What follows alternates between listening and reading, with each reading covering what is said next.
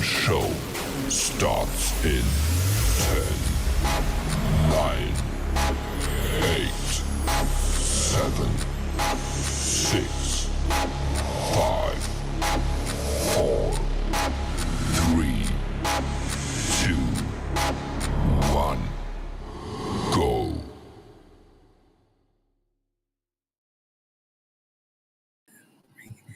Hey everyone, this is your girl Patrice Grumble, Miss Essie Bookgal 843, and tonight is Tuesday night, so y'all know I'm bringing it to you, right?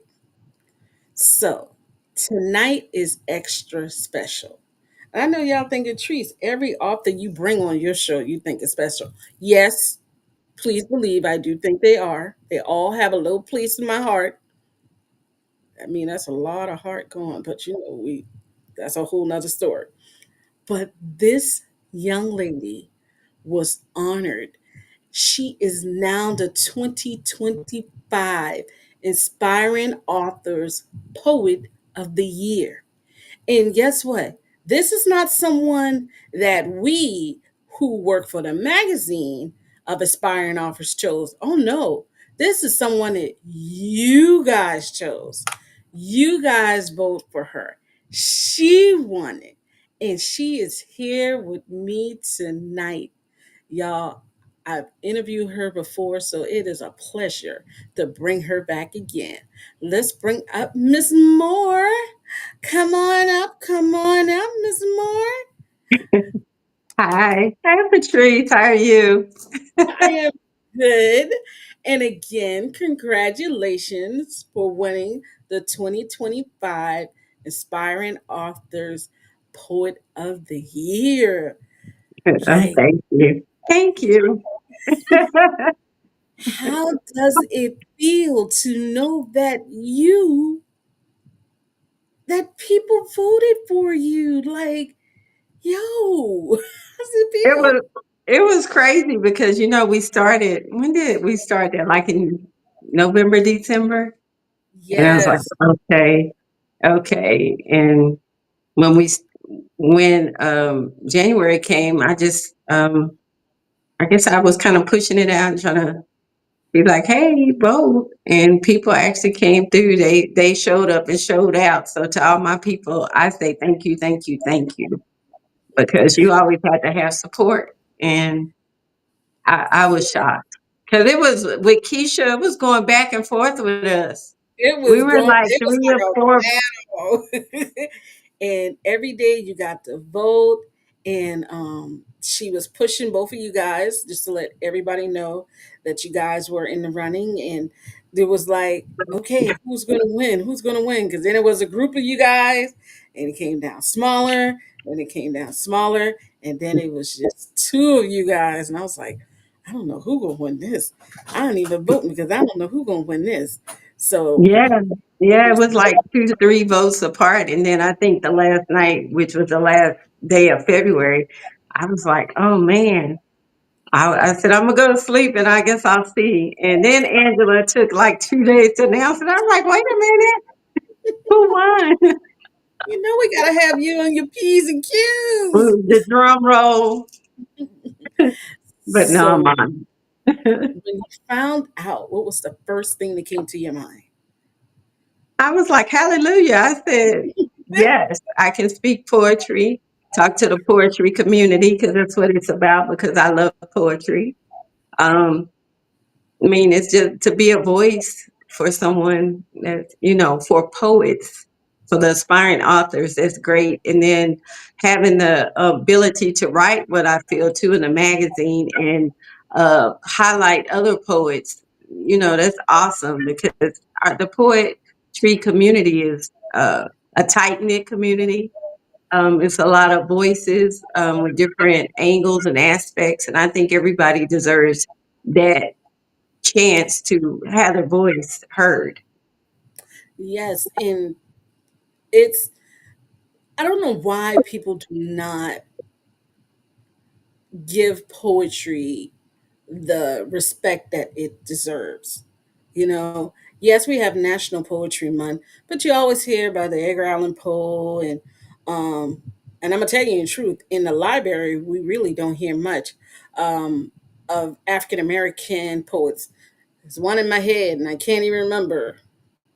Uh, yeah, Nikki Giovanni, of course. But there are so many other poets out there, and I understand we gave it a month, but let's do it correctly. Let's show people the power of poetry. So Right. I think. start. hmm, No, go ahead. I think sometimes it doesn't get the recognition because I hope I don't offend people. Sometimes people don't want to listen and think and dig deeper into what's being said. They don't want to analyze. I feel like everything's so like a microwave generation. If it's just not there telling you that this is red, blue, and black, they don't want to listen to get more out of it, you know? Right. It's to the point where I think they're scared to dive deeper. You know, Hmm. there one young lady said that reading poetry to her is digging up bones. And I'm like, what do you mean digging up Wow. bones? She said it brings up emotions that I don't want to deal with. Mm, I was like, whoa, I never thought of it that way. You know, um, so let's start all over. What brought you to the world of poetry? okay. The world of poetry, as your lady said so eloquently, was digging up bones. It started as therapy for me.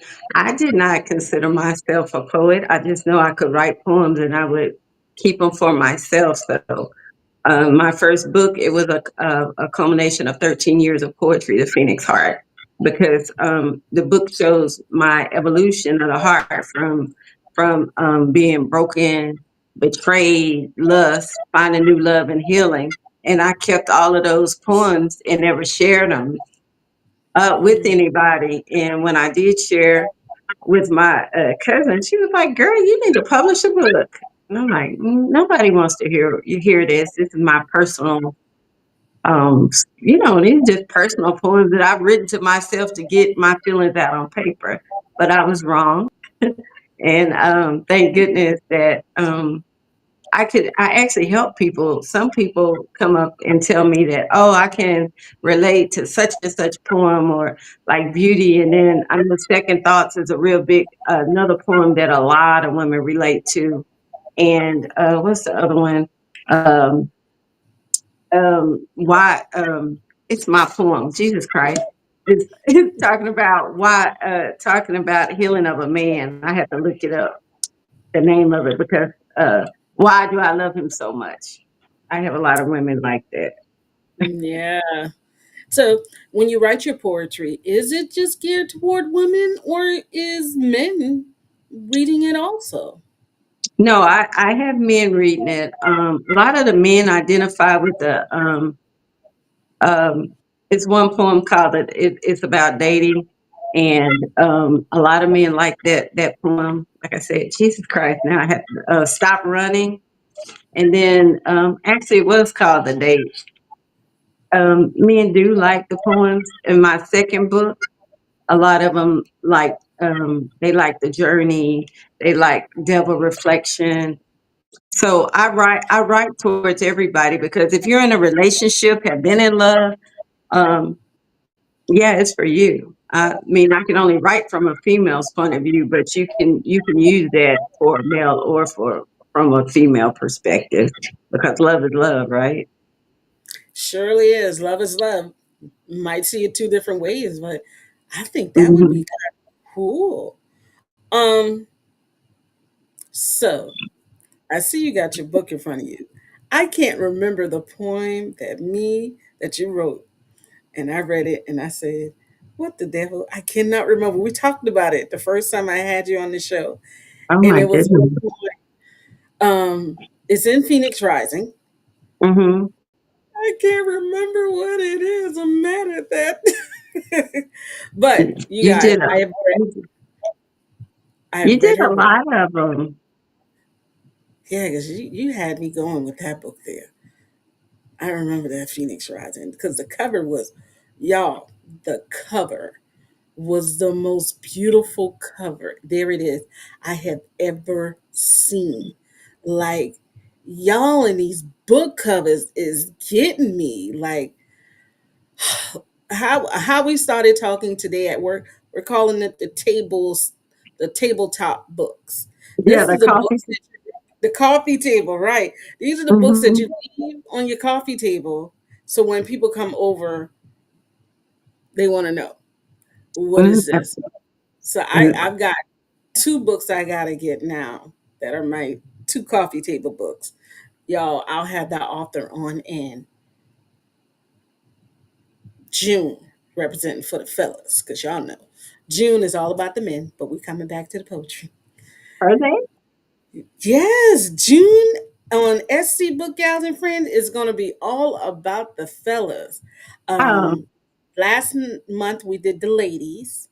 So this in June we're gonna do the fellas, and in May for Mother's Day we're gonna do the ladies again. I really want to dedicate a show to our men. I'll go that's on. a good thing. I'll go that tyrant leader because I really don't. I really feel that we, and me personally, and I am going to be the first one to vouch that we don't pay enough attention to our men, African American men, and Um, in June we're gonna do that. I'm gonna give y'all crowns because y'all deserve it. But we're gonna finish talking to this lady who is now wearing the crown. So you said that you started writing for your healing. Do you feel like the healing came during the process of writing? Or like another author I had, they said that healing actually came after they published the book because they felt vindicated or they felt finally heard. When did your healing happen? it happened during the course of um, putting all the poems together and really reading it and putting the book together. Um, and when I put it out, I guess I mean, I was healed when I put it out because I had to I wouldn't have been able to share myself with the world if I wasn't healed. Because when you share your poetry, you're sharing yourself, so you have to be ready for criticism and whatever people um, may have to say or come at you and ask you questions why. And so at that point, I was ready. I was ready to share and knew that I was healed and I could talk about it because without animosity, yeah. Yeah. Well, I can see that. I can see where that healing has to be before you actually publish the book because I've seen some people butcher authors, which I really don't think is right, y'all. It's their work, it's their baby. So why would you do that? Um, Speaking of having people talk about your work, what type of feedback have you received? Like, what are your fans saying? What are people like, hey, when you coming out with the next one? Or hey, what is this? Or I can relate to that. What kind of feedback are you getting from your readers? I get very positive feedback on my poetry, and like when I do open mics and stuff, I get a lot of questions like what you said. They're waiting for my third book, but I have jumped into the book writing author world and wrote a romance mystery book. So right now I'm trying to juggle to continue the Phoenix series. I'm starting my poetry book, the Kaleidoscope, because you know um, they asked, "Hey, when stuff coming out?" But when you're a creative, you have the times when your light just turns on. So like the last couple of weeks, I've just been writing poetry and just Mm. I just couldn't stop writing it now. And so now I'm like, okay, it's getting closer for Kaleidoscope to come out, and I'm almost through with Blueprint, which would be my second novel, my sophomore novel. So I get good feedback with Gemini Echoes, which is my first romance novel. Um, I have gotten really good feedback because people are like, golly, I didn't expect the ending. They didn't expect any of that. They said I had a good twist and turn. So I was like, oh, okay, I'm all right on that then. I can do my poetry. And in the novel, of course, I'm a poet. So I have haikus that sum up my chapters at each chapter. So I had a lot of people that liked that. Ah, so you still incorporate your poetry in your book. I sure Love do. it. I Love sure do. it. I do. Which one do you like creating more? The actual characters or the poetry? Oh, why do you, every time I get on, I have to choose between my kids? Um, Because you know what? Parents, I'm going to bring this in. I know they say we're not supposed to have that favorite child, but but you know what we do? We just love them differently. we So I guess do. the question would be, which one are you loving more right now? Um, it's always the new one that you love more, right? I don't know my kids. Cause see that new one, boy, that got a mouth on her. Mm, So, well, honestly, I have to say poetry because I can create poetry. I can share it. It doesn't take as long as writing the novel because I thought the editing process was tedious with my little poetry books, right? oh my God, the it's the uh, crazy. the novellas and novel is really crazy. Yeah, And but I don't know. I love poetry. I love poetry because it's just that's the gift that God gave me. So I love poetry and I love to write. So poetry, ding, poetry for you 500, Patrice. do. So off before we came on, we were talking about you stepping into a whole new world when it comes to writing. Do you want to tell us a little bit about it? Um, about the me writing novels. You writing that street lit novel. Oh, the new one. Okay, so my sophomore novel is entitled Blueprint. So it's a urban drama. So it mixes street love, and this one is more. The characters are deeper and more um in, engrossed in drama because everybody affects somebody else. And I have a lot of twists in this one. My beta readers are like, when I talk to them once a week, they're like, "Girl, I didn't see this coming. You kind of Carl Weber-ish, Tyler Yeah, Perry-ish." I said, "Really?" I was like, because Carl, "Okay." you're right. Because Carl Weber and Tyler Perry are good for putting a twist in it. Like, it's, yeah, we ain't even gonna I talk about like Tyler. to put I like to put a twist in it. And like in my first one, Gemini Echoes, everybody's like, I really just didn't see him, her as being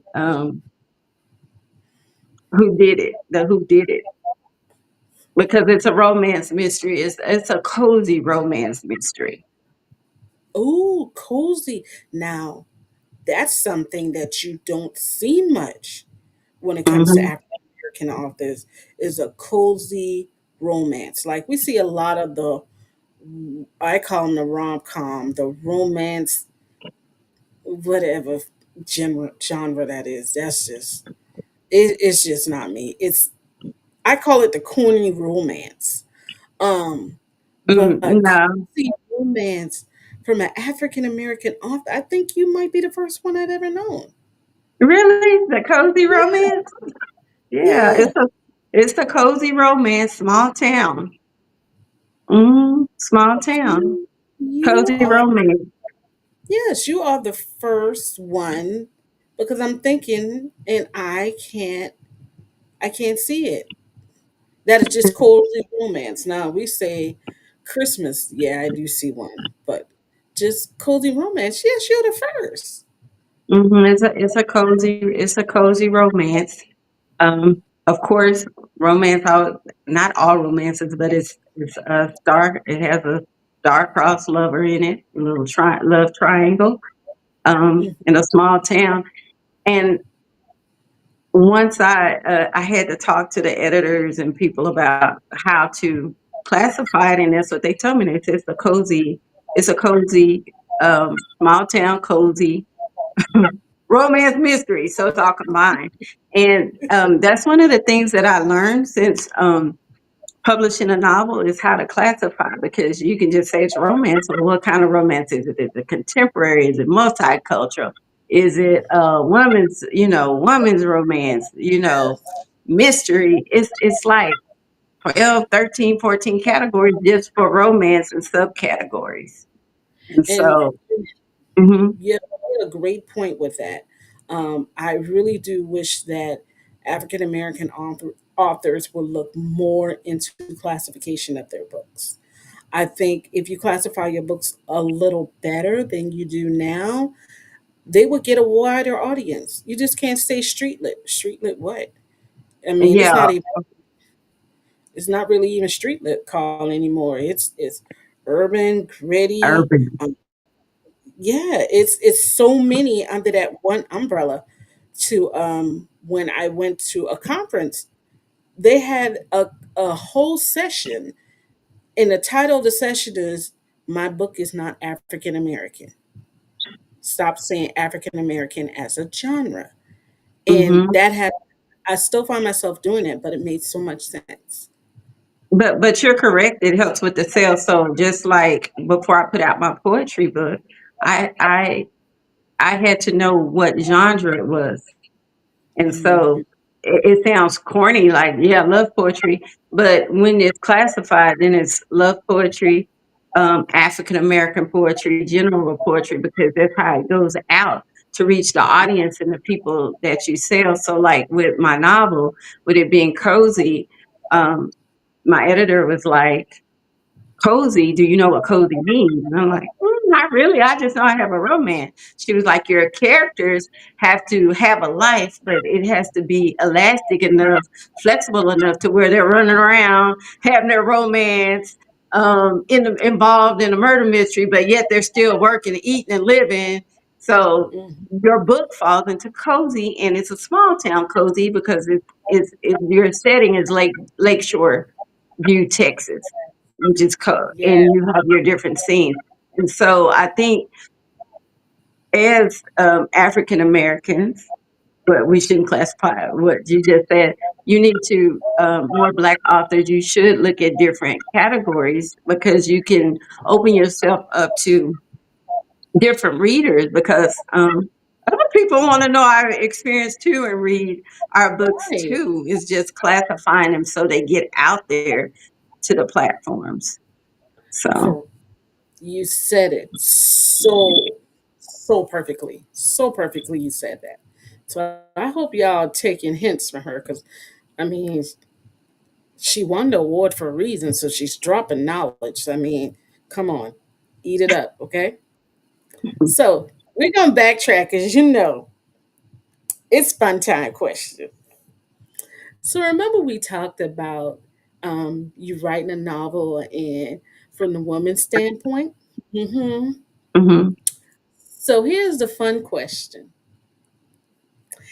if you can co-author a book with any male and have a male and female poetry book, who would it be and what will the book be about? You said hmm anybody? Any male, any male, author, artist, TV personality, news anchor, any male, who would it be? I was. I don't want to. I don't want to say Denzel because I was on another podcast and they were like, "Oh yeah, of course you're gonna say Denzel because he's your age." But Denzel, But okay, so we got Denzel hmm and What would the title of the book be and why? Uh, it would be called Pelican Bay. So is that Bay Bay or Bay But Bab? because okay, Training Day is one of my favorite movies, and I hate the fact that I shouldn't say hate. Let me take that back. He won his Oscar off of being a villain, and he is the furthest thing from what I see off screen as a villain. But it's an iconic role, and so a role. So I would name it Pelican Bay because he was like, "You think you can do this to me?" So so we would have poetry based on what do you think you could do to me or what could I do to you? You know what I'm saying? In life, sports, I'm love. sorry. My Am I mama just went, crazy? "No." You said, I'm sorry. The And last then two he, people I had were erotic writers. And when you said, what can I do to you or what can you do? My head just went straight there, like, hey, you about to have that no. flow. Oh my God. Oh my God. And you talk about erotic. Now I'm going to go find the things. So that was one of the hardest thing in my romance book because I'm like, Jesus Christ, my mom, my grandmother, who's 96, has my book. And everybody, I was like, I can't write like the smut scene. So I had to try to keep my love, my love scenes classy and leave it to imagination. Well, that So is if I great. write an erotic, it's going to be in a pen name. It's going to be Pelican Bay. No, I'm just playing. But I understand it. I do understand that. There are authors who do um I know one of them who actually wrote an erotic book, and she wrote a poetry erotic, and I will say home style erotic, but they were the same book. That all she did was change one of them to a pen name and expound on the other. And I was Yeah. like, Mm, yo, like, where do you do that at? Like, that is genius. But what she did was she got a whole group of people, and they didn't realize that they were writing the same book, but just one she expounded on, and the other one she kept it clean or mm, semi clean. Okay. put So that. what she said, she was entertaining the angel and the devil, and they didn't know it. I said, "You crazy." But when I read it, Mm, it was like, and the poetry titles is the same. Not, I mean, the poem titles in the book are the same, but they just expound on two different things. It was one crazy, was but it was it great. was an explicit version and one wasn't. Yes. So it was like the CDs we had back in the day when you had to put that little what X on it The or little whatever we said. parental advisor. Yeah. Right, right. So we had Denzel Washington. So now you and Denzel, y'all just wrote this book, okay? And audio book is now becoming very popular in the African American community. Mm-hmm. So who gonna narrate it? Denzel. And you want Denzel to narrate? Yeah. Okay, we could do Denzel narrating, but then we're gonna have to have some music in the background. So who we got singing in the background to set the Um. mood? Mhm. Oh, it's either gonna be Leon Thomas or Gideon. Oh, oh, you went there. Oh, Hmm. you went there. Yeah, those are that's on my playlist every day. Okay, what songs? Make You Mine, Gideon, Leon Thomas, Mutt. See, y'all need to go ahead and listen to it. Go ahead and Mm. go ahead and write it down. When this is over, What's the y'all go listen rest? Mm-hmm. to it. Mm-hmm. And she playing in her head. 'Cause I saw the head bob. Yeah, yeah, yeah. Giveon, I really like him. Okay. Hmm. Would you ever want to go see it in person? Hear him in person? Oh yeah, of course, yes. Him. Leon Thomas, I'm thinking about giving away a car payment to go see Chris Brown.